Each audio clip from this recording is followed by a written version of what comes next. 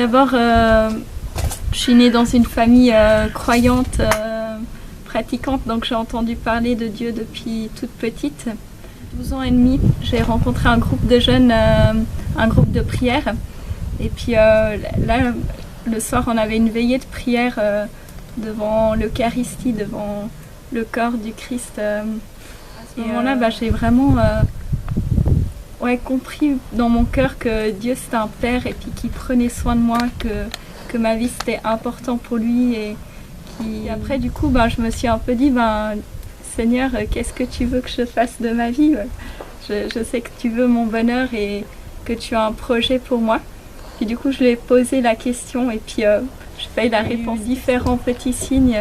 Le premier, c'était pendant un film de Mère Teresa. J'ai vraiment, c'est difficile à expliquer, mais vraiment dans mon cœur, compris que le Seigneur m'appelait à lui donner toute ma vie. Parce que moi, je me disais, le mariage, c'est aussi très beau, donc si c'est ça que tu veux, Seigneur. Et là, vraiment, j'ai une invitation un peu de Dieu en me disant, est-ce que tu veux bien me donner toute ta vie en devenant consacrée? Et puis, du coup, j'étais toute heureuse. Puis après, on a une vie de travail, qu'on travaille entre 8 et 11, souvent 11 heures, on a la messe. Ensuite, à midi, on mange. À 13h, on a le chapelet. 13h30, on recommence à travailler jusqu'à 17h30. Après 17h30, on a de nouveau une prière, les vêpres. Ensuite, on a 1 heure d'adoration en commun, encore une demi-heure de prière ensemble. Et ensuite, le repas à 18h30. Ensuite, un temps libre. Et puis après, à 21h, c'est le dernier envie des prières. Et après 10h, on se couche. Alors, quand j'ai rencontré la fraternité, elle était à ses tout débuts.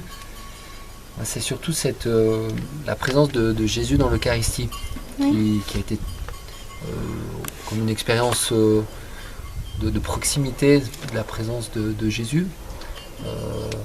J'étais sûr que c'était lui qui était là, et puis vu que c'est une communauté qui a une dévotion eucharistique très forte, je dirais que ça s'est fait tout seul, un peu naturellement, sans que je me sois trop posé de questions, mais